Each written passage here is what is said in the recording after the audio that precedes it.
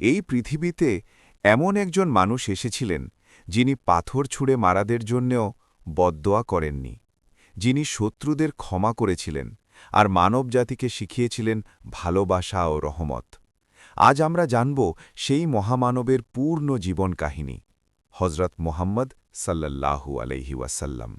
হজরত মোহাম্মদ সাল্লাল্লাহু আলাইহি ওয়াসাল্লাম ছিলেন এমন এক মহামানব যার জীবন শুধু মুসলমানদের জন্য নয়, বরং পুরো মানবজাতির জন্য একটি পূর্ণাঙ্গ আদর্শ। ইতিহাসে এমন কোনো মানুষ পাওয়া যায় না যিনি এত কষ্ট, এত নির্যাতন, এত অপমান সহ্য করেও কখনো প্রতিশোধের কথা ভাবেননি।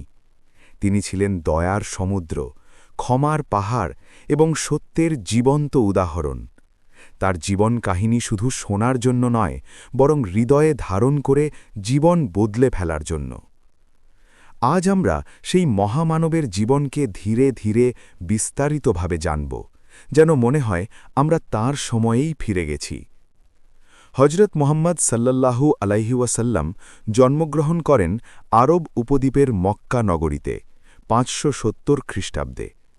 সে সময় আরব সমাজ ছিল অন্ধকারে ডুবে থাকা এক সমাজ। সেখানে মূর্তি পূজা ছিল সাধারণ বিষয়, দুর্বলদের ওপর জুলুম ছিল নিত্যদিনের ঘটনা, নারীদের কোনো সম্মান ছিল না, এমনকি কন্যা সন্তান জন্ম নিলে অনেকেই লজ্জায় জীবন্ত কবর দিত। ঠিক সেই অন্ধকার যুগেই আল্লাহ এমন একজন মানুষকে পাঠালেন যিনি পুরো দুনিয়ার ইতিহাস বদলে দেবেন। জন্মের আগেই তার পিতা আবদুল্লাহ ইন্তেকাল করেন, অর্থাৎ তিনি এই পৃথিবীতে এসেছেন একজন এতিম হিসেবে। আল্লাহ যেন শুরু থেকেই দেখিয়ে দিলেন মানুষের সাহায্য নয়, বরং আল্লাহর সাহায্যই আসল। তার মাতা আমিনা বিনতে ওয়াহাব তাকে কত ভালোবাসতেন তা ভাষায় প্রকাশ করা কঠিন। কিন্তু আল্লাহর ফয়সালা অনুযায়ী মাত্র ৬ বছর বয়সেই মুহাম্মদ সাল্লাল্লাহু আলাইহি ওয়াসাল্লাম মাকে হারান। সেই মুহূর্তে একটি শিশুর মনে কত কষ্ট হয় তা কেবল আল্লাহই জানেন। মা হারানোর পর তাকে দাদা আব্দুল মুত্তালিবের কাছে নিয়ে যাওয়া হয়। দাদা তাকে অসম্ভব ভালোবাসতেন, কিন্তু আল্লাহর পরিকল্পনা এখানেই শেষ নয়। ২ বছর পর দাদাও ইন্তেকাল করেন। এভাবে একের পর এক আপন মানুষ হারিয়ে তিনি বুঝে যান এই দুনিয়ায় প্রকৃত আশ্রয় শুধু আল্লাহ। এরপর চাচা আবু তালিব তাকে নিজের সন্তানের মতো লালন পালন করেন। যদিও আবু তালিব ধনী ছিলেন না, কিন্তু তার হৃদয় ছিল বিশাল। মুহাম্মদ সাল্লাল্লাহু আলাইহি ওয়াসাল্লাম কখনও কারো উপর বোঝা হননি। ছোটবেলা থেকেই তিনি ছিলেন শান্ত, ভদ্র এবং চিন্তাশীল। অন্য ছেলেরা যেখানে খেলাধুলা আর ঝগড়ায় ব্যস্ত, সেখানে তিনি একা বসে আকাশের দিকে তাকিয়ে ভাবতেন। তার চরিত্রে কখনো মিথ্যা, প্রতারণা বা অশ্লীলতা দেখা যায়নি।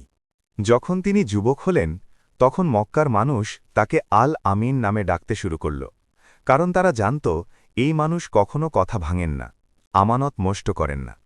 কেউ যদি নিজের সবচেয়ে দামি জিনিসও তার কাছে রেখে যায়, নিশ্চিত থাকত সেটা নিরাপদ। এই বিশ্বাস কোনো নবুয়াতের পরে আসেনি, বরং নবুয়াতের আগেই আল্লাহ তাকে এমন চরিত্র দান করেছিলেন যেন মানুষ বুঝতে পারে তিনি সাধারণ কেউ নন। ব্যবসার কাজে তিনি যখন সিরিয়ায় যেতেন, তখন তার সততা দেখে মানুষ অবাক হয়ে যেত। লাভ কম হলেও তিনি মিথ্যা বলতেন না। ঠিক এই কারণেই সম্মানিতা নারী হজরত খাদিজা রাদিয়াল্লাহু আনহা তার প্রতি আকৃষ্ট হন। তিনি বুঝেছিলেন এই মানুষটি অন্য সবার থেকে আলাদা। বিয়ের পর খাদিজা রাদিয়াল্লাহু আনহা শুধু তার স্ত্রীই ছিলেন না, বরং জীবনের প্রতিটি কঠিন মুহূর্তে তার সবচেয়ে বড় সমর্থক ছিলেন। যখন পুরো দুনিয়া নবী সাল্লাল্লাহু আলাইহি ওয়াসাল্লামকে অস্বীকার করেছে, তখন খাদিজা রাদিয়াল্লাহু আনহা বলেছিলেন, আল্লাহ আপনাকে কখনো অপমান করবেন না।